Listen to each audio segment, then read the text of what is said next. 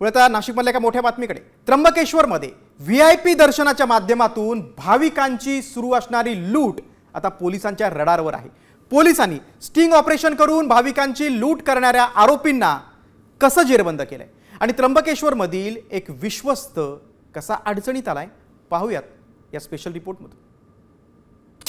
त्र्यंबकेश्वरमध्ये दर्शनासाठी भाविकांची लूट,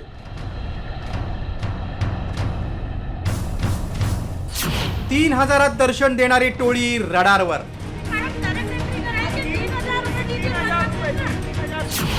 भक्तीचा बाजार, संस्थांच्या विश्वस्ताला अटक।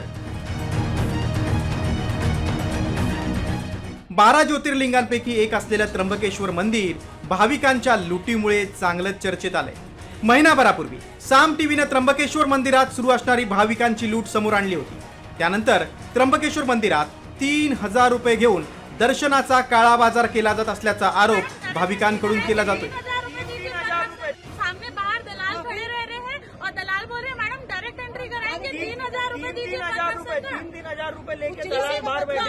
जो प्रोटोकॉल जितने सुरक्षा कर्मी है उसको दिया जाए, हमको कोई आपत्ति नहीं। 8 घंटे हम लाइन में लग करके आप दर्शन लोग चक्कर खा खा के गिर रहे हैं वहाँ पे।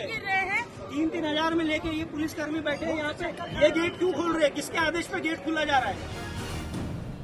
दरम्यान मंदिरातील दर्शनाचा हाच स्कॅम उघड करण्यासाठी पोलिसांनी नवी मोहीम छेडली आहे। स्टिंग ऑपरेशन करून पोलिसांनी आरोपींची कशी धरपकड केली आहे ते पाहूया।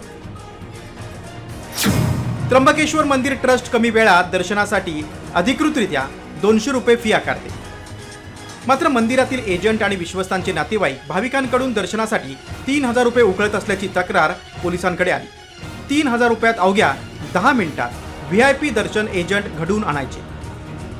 मंदिराच्या पूर्व दरवाजातून अधिकाराचा गैरवापर करत दररोज 100 ते 150 भाविकांना बेकायदेशीरपणे दर्शनासाठी सोडलं जात असल्याचाही आरोप होता। याच प्रकरणी 2 दिवसांपूर्वी त्र्यंबकेश्वर संस्थांचे विश्वस्त पुरुषोत्तम कडलग यांच्या पुतण्याविरोधात गुन्हा दाखल करण्यात आला होता। भाविकाकडून 3000 रुपये उकळण्याचा आरोप पुतण्यावर होता। याच प्रकरणी पोलिसांनी स्टिंग ऑपरेशन करून कडलग यांच्या 2 नातेवाईकांसह एका एजंटलाही अटक केली। 200 रुपये ही ट्रस्टची फी आहे।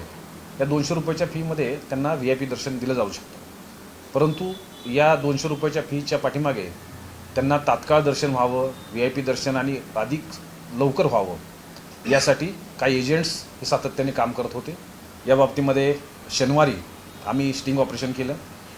भाविकांना कशा पद्धतीने 200 रुपयाच्या तिकिटामध्ये 3-3 हजार रुपये घेतलं जातं, त्यानंतर त्यांच्याकडून आणि इतर सर्व एव्हिडन्सच्या आधारावर विश्वस्त त्र्यंबकेश्वर देवस्थान ट्रस्ट पुरुषोत्तम कडलग यास अटक केलेली आहे। दरम्यान मंदिर संस्थांच्या विश्वस्ताला या प्रकरणी 7 दिवसांची पोलीस कोठडी सुनावण्यात आली। त्र्यंबकेश्वर मंदिर परिसरात होणाऱ्या मारहाणीच्या घटनाही अनेकदा वादाच्या केंद्रस्थानी असतात। अशातच भाविकांच्या सुरक्षेसोबत त्याच्या खिशाला कात्री लागू नये आणि दलालांकडून होणारी लूट थांबावी यासाठी पोलिसांनी केलेलं स्टिंग ऑपरेशन महत्त्वाचं आहे।